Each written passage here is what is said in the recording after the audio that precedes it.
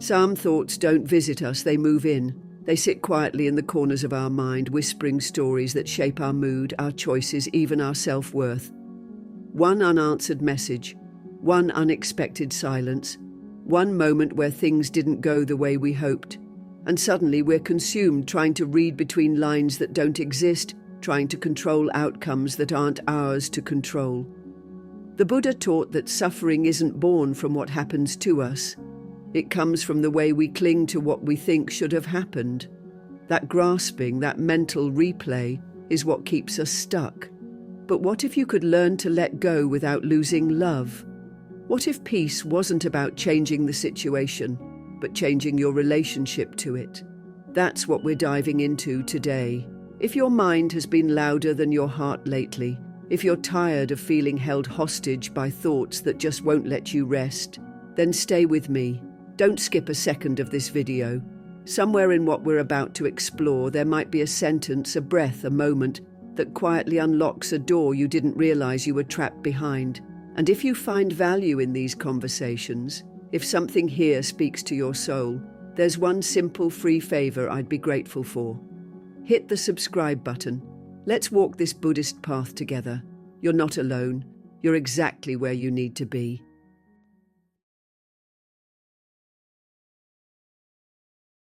It's strange how a single moment, just a few seconds, can take over your entire day. You might wake up feeling fine, clear-minded, even hopeful. But then something happens. A message is left unread. Someone walks past you without saying hello.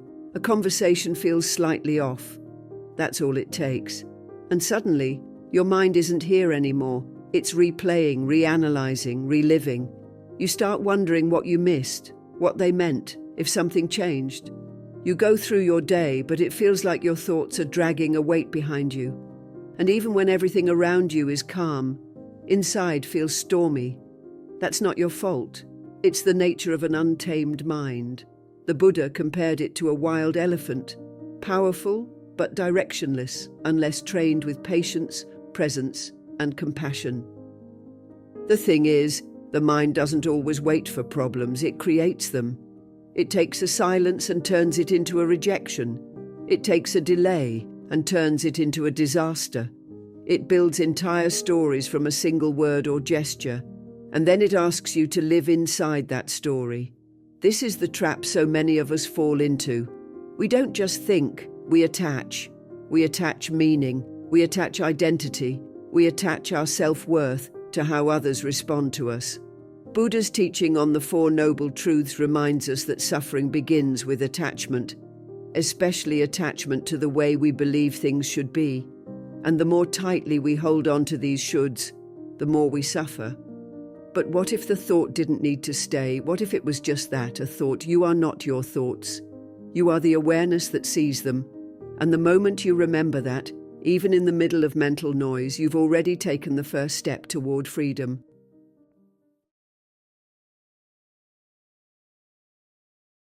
You know what's tricky about certain feelings? They disguise themselves as care, when really they're rooted in something else entirely. You think you're simply missing someone. You believe it's because you have a good heart, that you're just loyal, just deeply connected. But beneath the surface, it's not always love that keeps us holding on. Sometimes it's our attachment to how that person made us feel. You're not just thinking about them. You're thinking about the version of yourself that existed when they were near. The one who felt wanted, needed, important. And that right there is where the suffering begins. The Buddha taught that clinging is the root of all suffering, not just clinging to people, but to emotions, experiences, and the temporary highs that come with feeling seen. What we often chase is not the person, but the sensation we had in their presence. We confuse that emotional addiction with love. But love, real love, is free of chains. It doesn't need to be fed constantly. Attachment, though, that's a hungry ghost. It comes back again and again, wanting another hit of that emotional high. And when we don't get it, we feel empty, restless, unworthy. Think about it. How many times have you gone back to a memory not because it was joyful, but because it made you feel something powerful. That's the loop, and the more we revisit those feelings, the more tightly we bind ourselves to something that no longer exists. Buddhism invites us to return to what is real, not the echo of a feeling, not the story in our head, but the present moment. The breath. The awareness that we are already whole. You don't need to chase the past to feel alive. You just need to stop running from yourself.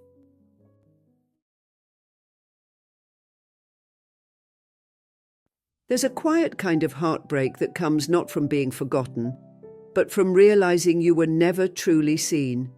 You thought you had a place in their life.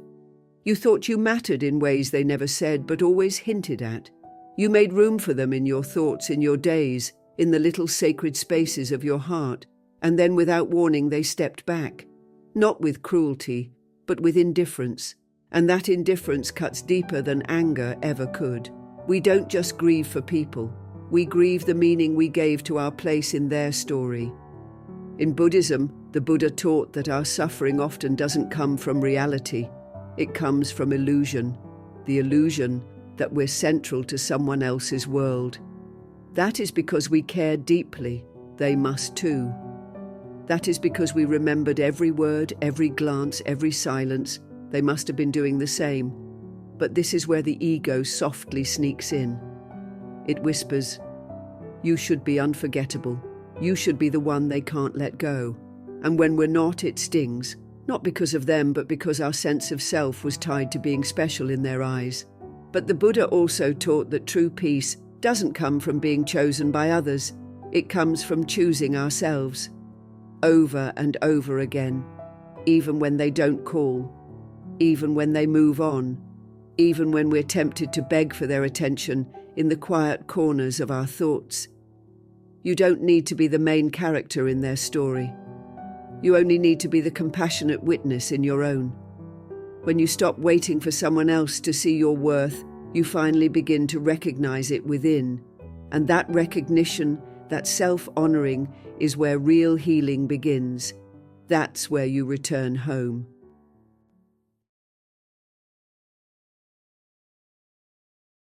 You know that feeling. You're lying in bed, staring at the ceiling, and suddenly you're having a full-blown conversation in your head with someone who isn't even there. You go over every word, every possible version of what you wish you had said, or what you hope they'll say. You craft arguments, apologies, explanations. You imagine them hearing you out, understanding you, maybe even finally seeing you the way you wanted to be seen. And yet nothing actually changes. You're still alone in the room, your thoughts spinning in circles. This is what the Buddha described as one of the traps of an untrained mind, constantly creating illusions, grasping at control where none exists. It's exhausting, not because you're weak, but because the mind is powerful, and without awareness, it starts to believe its own stories. In Buddhism, there's a deep understanding that the mind is both your greatest tool and your greatest trickster. This habit of rehearsing conversations isn't a sign that you care too much. It's a sign that your mind hasn't learned to rest, and the harder you try to think your way into peace, the further you get from it. Rehearsing doesn't bring closure, it brings more attachment. It keeps you locked in a version of the past or a fantasy about the future. But the Buddha taught that freedom isn't found in control, it's found in letting go. That doesn't mean you stop caring. It means you stop trying to fix what's already finished or predict what hasn't even begun. Peace doesn't come from delivering the perfect speech in your head. It comes from understanding that the only conversation you truly need to have, the one that can heal everything, is the quiet one you have with yourself in the present moment. And in that stillness, something softer and more honest than any mental rehearsal can finally speak.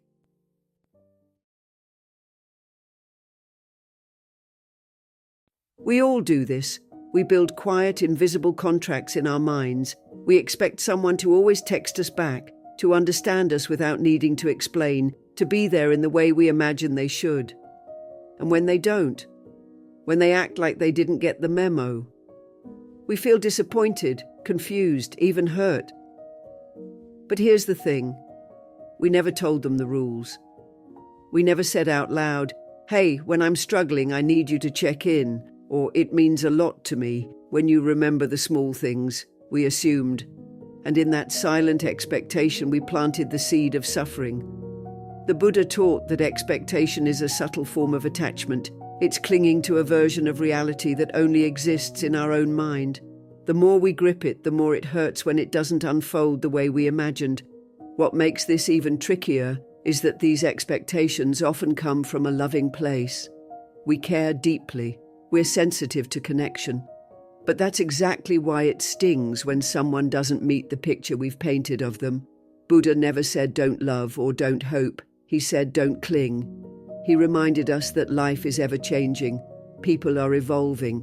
And not everyone is walking through life aware of what we're silently asking from them. So if someone fails to meet your unspoken expectations, it's not necessarily a betrayal.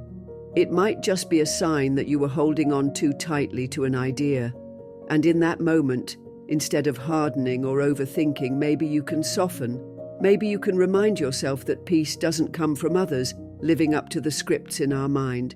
It comes from letting go of the script entirely and allowing life to be what it is.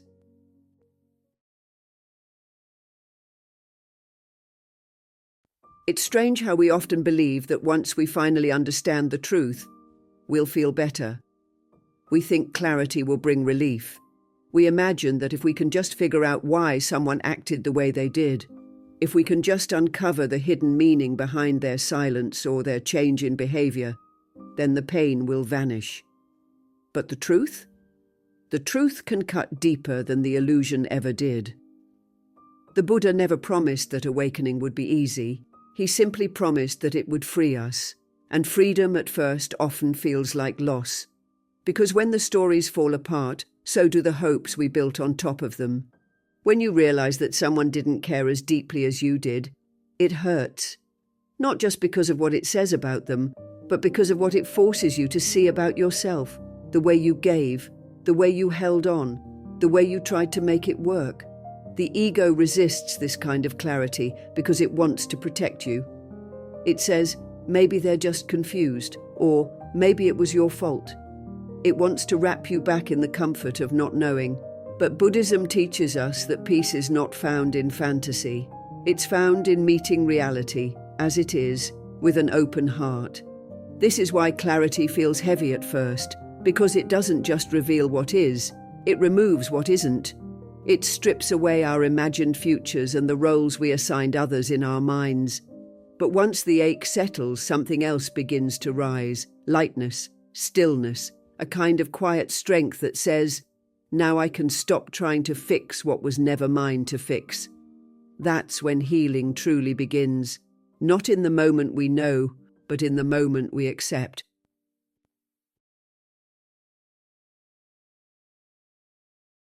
There's something deeply human about wanting to be remembered. It's not just about ego, it's about meaning. You pour your heart into someone, you share laughter, vulnerability, quiet moments. And when they're gone, there's a part of you that quietly hopes they still carry a piece of you. You wonder if your absence feels like anything to them. If a song, a scent, or a passing place brings your memory rushing back. The mind begins to chase those thoughts, creating stories. Maybe they miss me, or maybe they regret it. But the Buddha reminds us not to lose our peace trying to live inside someone else's thoughts. Because the truth is, their silence isn't a reflection of your worth, it's a reflection of their own journey. In Buddhism, we learn that clinging to being remembered is still clinging. It's a softer, more romantic version of attachment, but it's still a chain. The need to be significant in someone else's mind can quietly turn into suffering. Why? Because it gives your peace away. It makes your happiness dependent on something you can never control, another person's memory. Buddha taught that the path to freedom isn't about being remembered, it's about remembering yourself. It's about returning to who you are when no one is watching, when no one is applauding, when no one is choosing you. That version of you is already enough. People may forget, they may move on without closure or acknowledgement, But your worth was never stored in their memory. It was always right here, with you. Real peace begins when you no longer need to be someone else's lingering thought. You simply choose to be fully present in your own life. You choose to remember you. That is the most sacred remembering of all.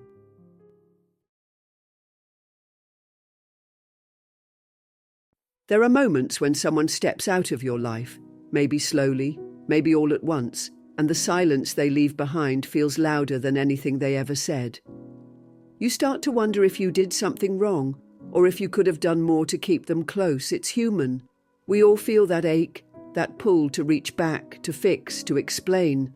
But the Buddha taught that grasping, even in the name of love, creates suffering. Sometimes what feels like abandonment is actually space. And space, when seen through the eyes of wisdom, isn't emptiness. It's clarity, it's breath, it's the beginning of your return to yourself. The Buddha often spoke about noble solitude, not loneliness, not isolation, but a sacred stillness that allows you to hear your own heart again. When someone walks away, they might be making room for you to walk toward yourself, and as painful as that space can feel at first, it holds the potential for healing that connection with your own spirit. Most people fill that space with noise, chasing closure, chasing explanations, chasing what once was. But Buddhism invites us to pause. Do not rush in with distractions, to sit quietly with the discomfort and listen, not to the echoes of the past, but to the truth that's waiting underneath all the longing. Sometimes the most loving thing someone can do, intentionally or not, is leave. Because in their absence, you're finally forced to see the places where you abandoned yourself, trying to hold on to them. This isn't about blame, it's about awakening, and when you awaken, even heartbreak becomes holy. In their absence, you return to presence. In the stillness, you rediscover your strength. That's not a loss, it's a gift disguised as distance. A painful one, yes, but a gift nonetheless.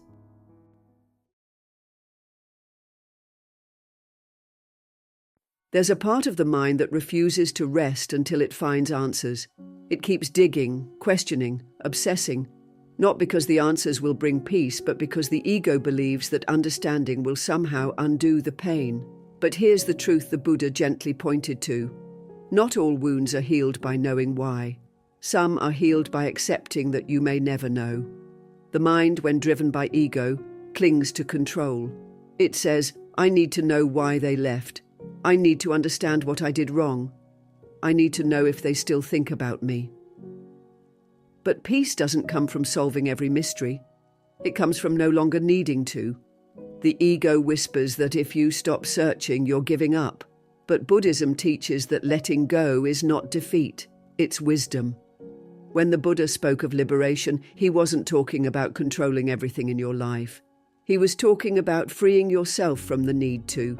The truth is, most people's actions have little to do with you. Their silence, their distance, their coldness, it's a reflection of their inner world, not your worth. But the ego makes everything personal, and that's where the suffering begins. Ask yourself this: has obsessing ever brought you clarity that actually gave you peace? Or has it only fed the fire? The mind convinces you that you're getting closer to freedom through thinking, but really you're tying more knots. Buddha said that freedom isn't found by clinging tighter, it's found by releasing gently. So the next time your thoughts race toward another question, another imagined explanation, pause.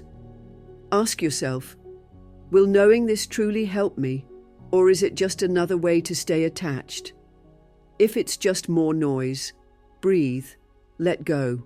Trust that not every question needs an answer. Some only need your permission to rest.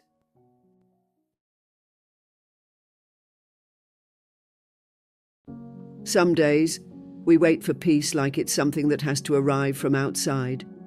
We think maybe if the person apologizes, maybe if they come back, maybe if the situation finally resolves itself, then we'll feel better, we'll feel lighter, we'll feel free. But the Buddha never said peace comes from what happens out there.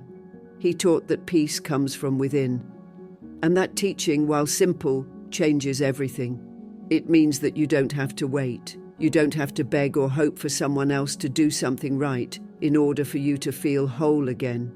You can begin practicing peace, even while the chaos is still around you. It starts with noticing what you're feeding your mind. Are you replaying the same conversations, imagining new endings, trying to control what someone else thinks or feels? That's not peace. That's mental noise dressed up as care. Peace is quieter than that. It's softer. It comes in when you stop grasping at thoughts, when you stop fighting with what is. That doesn't mean you don't feel hurt. It means you learn to hold your pain without becoming it. The Buddha called this awareness, sati. It's a moment-to-moment recognition of what's happening within you, without judgment, without trying to escape. You don't need a perfect day to feel peace. You don't need closure or certainty or everything to go your way. What you need is the willingness to pause, to breathe, to look at your thoughts and gently say, "Not now. I'm choosing something else." You practice peace like you practice anything else, with patience. And slowly, what once felt like noise begins to quiet. What once felt heavy begins to lift. Because you're no longer waiting for peace to come. You're creating it, breath by breath, choice by choice, thought by thought.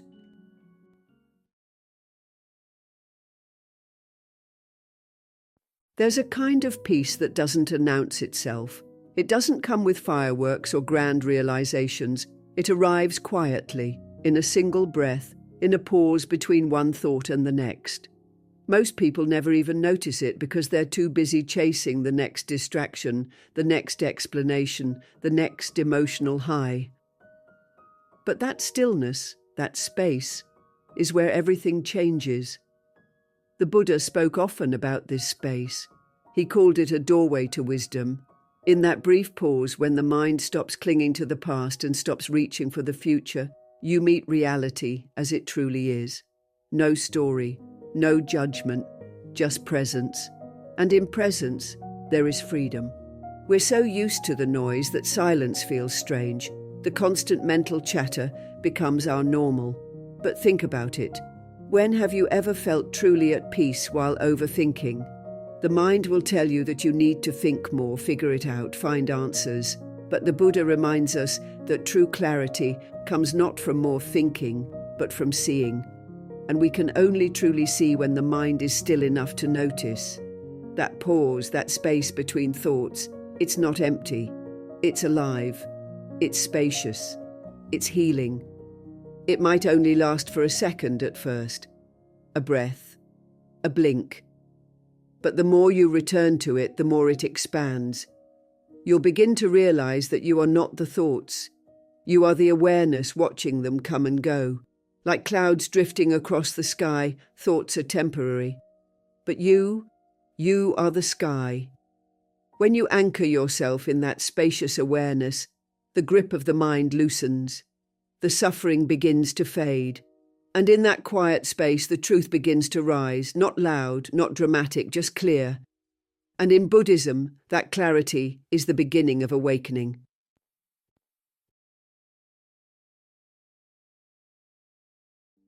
We spend so much of our lives waiting for clarity, for closure, for someone else to give us permission to move forward.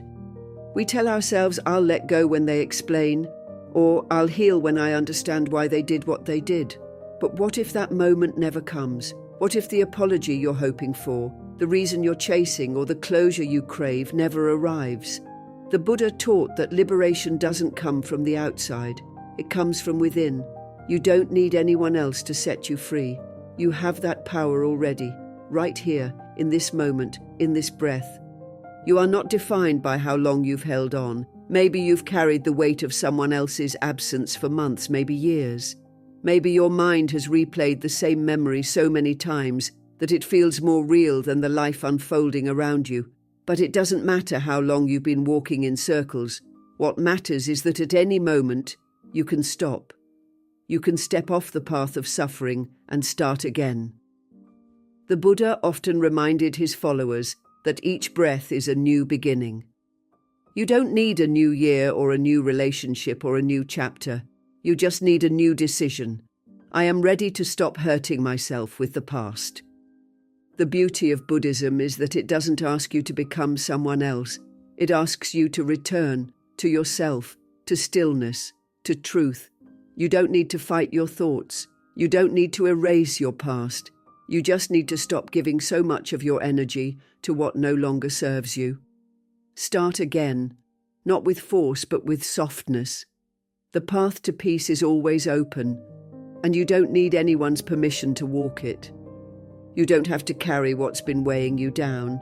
You don't need all the answers to find peace. Sometimes, the most powerful decision you'll ever make is to simply let go.